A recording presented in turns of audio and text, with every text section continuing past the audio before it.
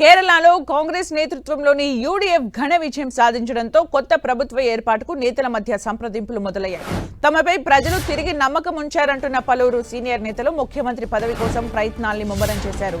ముఖ్యమంత్రి పదవి రేసులో గత శాసనసభలో ప్రతిపక్ష నేతగా పనిచేసిన వీడి సతీశన్, సీనియర్ నాయకుడు రమేష్ చెన్నితాల, ఏఐసీసీ ప్రధాన కార్యదర్శి కేసీ వేణుగోపాల్ ఉన్నారు. ముఖ్యమంత్రి ఎంపిక ప్రక్రియలో భాగంగా అజయ్ మాకెన్, ముకుల్ వాస్నిక్లను పరిశీలకులుగా కాంగ్రెస్ అధిష్టానం నియమించింది. ఐయుఎంఎల్ఏతో పాటు ఇతర భాగస్వామ్య పక్షాలతోనూ ఈ బృందం సమాలోచనలు జరపనుంది. అయితే సొంతంగా 63 స్థానాలు గెలుచుకున్న కాంగ్రెస్ పదవుల పంపకం విషయంలో కూటమి సభ్యుల ఒత్తిడికి తలొగ్గే అవకాశం ఉండకపోవచ్చని భావిస్తున్నారు.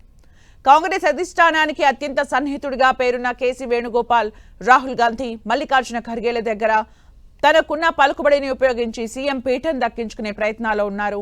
పార్టీ సంస్థాగత వ్యవహారాల్లో ఆయనకున్న పట్టు, జాతీయ స్థాయిలో నిర్వహించిన బాధ్యతలు ఆయనకు కలిసి వచ్చే అంశాలు.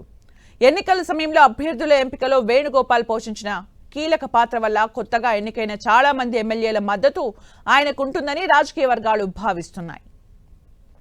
మరోవైపు గత 5 ఏళ్లుగా శాసనసభలో ఎల్డీఎఫ్ ప్రభుత్వాన్ని సమర్థవంతంగా ఢీకొట్టిన వీడి సతీశన్ తిరువనంతపురంలోని తన నివాసంలో వ్యూహాలు రచిస్తున్నారు.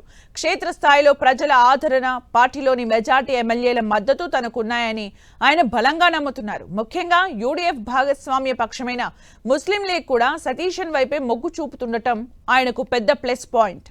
స్థానికంగా అందరికీ అందుబాటులో ఉండే నేతకే ప్రాధాన్యత ఇవ్వాలని కేరళ క్యాడర్ కోరుతోంది. ఈ రేసులో మరో సీనియర్ నేత రమేష్ చెన్నితల పేరు కూడా బలంగా వినిపిస్తోంది. సామాజిక వర్గాల సమీకరణాలు, సీనియారిటీ ప్రాతిపదికన తనకు అవకాశం ఇవ్వాలని ఆయన వర్గం డిమాండ్ చేస్తోంది. అయితే ప్రధాన పోటీ మాత్రం వేణుగోపాల్, సతీశన్ మధ్య ఉండొచ్చనేది సమాచారం. సతీశన్ కు ప్రజాబలం, మిత్రపక్షాల ఆమోదం ఉండగా వేణుగోపాల్ కు అధిష్టానం నమ్మకం, సంస్థాగత నియంత్రణ ఆయుధాలుగా ఉన్నాయి. కేరళ రాజకీయాల్లో మిత్రపక్షాల అభిప్రాయానికి అత్యంత ప్రాముఖ్యత ఉంటుంది. ముస్లిం లీగ్ ఇప్పటికే సతీశన్ పనితీరును ప్రశంసించింది. అయితే ఢిల్లీలో జరిగే చర్చల అనంతరం హైకమాండ్ ఎవరి పేరును ప్రతిపాదిస్తే వారికి మద్దతు ఇవ్వాలని మిత్రపక్షాలు నిర్ణయించుకున్నట్లు తెలుస్తోంది.